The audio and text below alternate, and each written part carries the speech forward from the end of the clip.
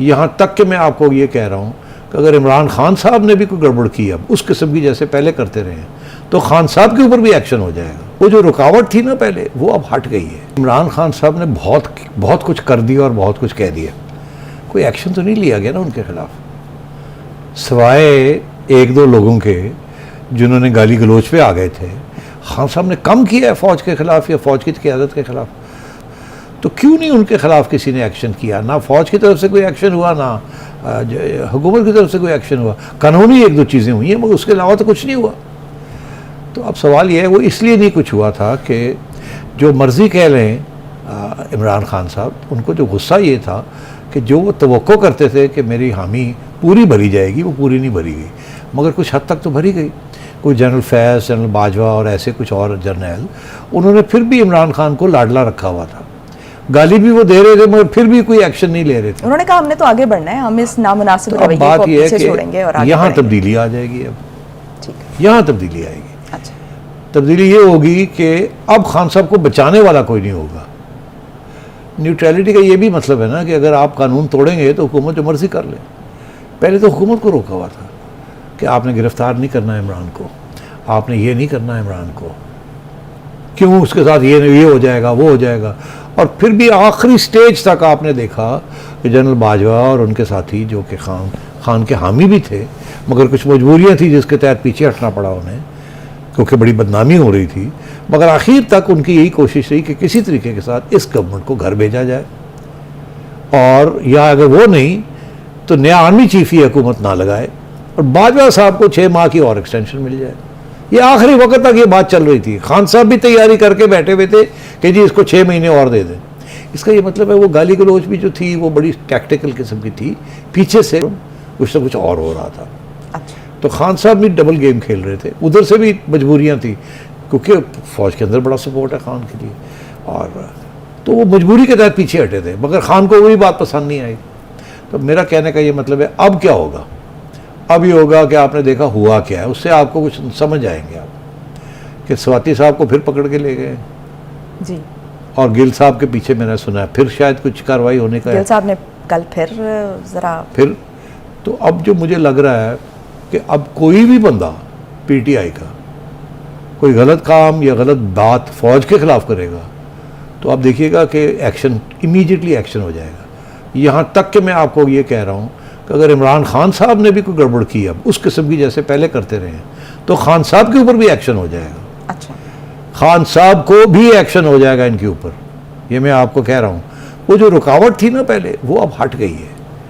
अब हुकूमत जो चाहे वो कर ले, अगर वो समझती है कि खान साहब ने कानून तोड़ा है तो गिरफ्तार भी कर सकते हैं खान साहब को, और भी बहुत कुछ हो सकता है। इनके लोगों के ऊपर भी नैब खुल जाएगी। अब पहले नैब को भी रोका हुआ था, FIA का रोका हुआ था, छोटी छोटी चीज़ें हो रही थी। अब आपने देखा एकदम फ्लड्स, वो गेट्स, डैम के गेट्स खुलने वाले हैं। ये गवर्नमेंट जो है इसको खुली छुट्टी मिल गई है अब, कभी हम नहीं मुदाखलत करेंगे। आपने उस्मा के खिलाफ एक्शन लेना है आप ले लें, आप हैं, इमरान खान है और अदालतें हैं, डोंट इन्वॉल्व अस। तो गवर्नमेंट तो फिर इमरान खान को अब पूरी, जिसे कहते हैं ना, रियासत की जो सोटी है वो लगाएगी। कानून उनके पास है, अदारे उनके पास हैं, तो आहिस्ता कुछ नहीं करेगी। मगर FIA है और बहुत से इदारे हैं, तो हर किस्म की अब कार्रवाई होगी खान साहब के ऊपर और PTI के ऊपर। लेकिन जो सपोर्ट कर रहे थे इमरान खान साहब को, वो इस्तीफे के बाद उनकी क्या पोजीशन होगी? कुछ भी नहीं। देखिए फ़ौज में बड़ी एक इंटरेस्टिंग चीज़ है, जब आप घर चले जाते हैं ना फिर आप ज़ीरो हो जाते हैं। जब आप फ़ौज में अंदर होते हैं तो आप 100/100 होते हैं।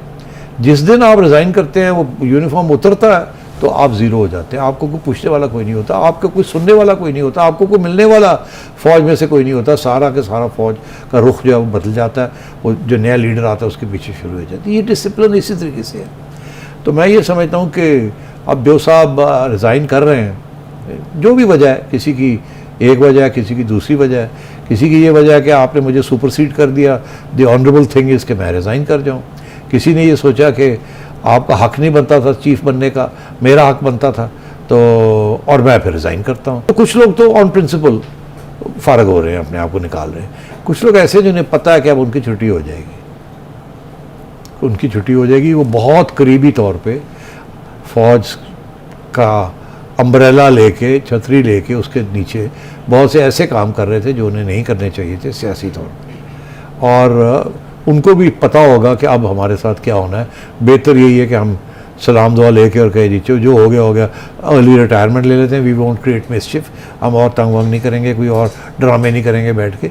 और अगर उनका ख्याल है कि वो बैठे रहेंगे, तो ये मैं आपको बता दूं, फ़ौज के अंदर ये होता है कि जब कोई नया बंदा आता है ना, तो वो जो लोग इधर उधर गड़बड़ कर रहे होते हैं उनको फ़ौरन फारिग कर देता है। मैं एग्जांपल देता हूँ आपको। जब जनरल बाजवा बने चीफ़, तो चीफ़ बनने से पहले एक कशमकश चल रही थी कि ये बनेंगे या कोई और बनेगा। तो उस वक़्त इनके ख़िलाफ़ एक मुहिम चली मीडिया के अंदर, ठीक, इनको डिस्क्वालीफाई करने के लिए किस्म की।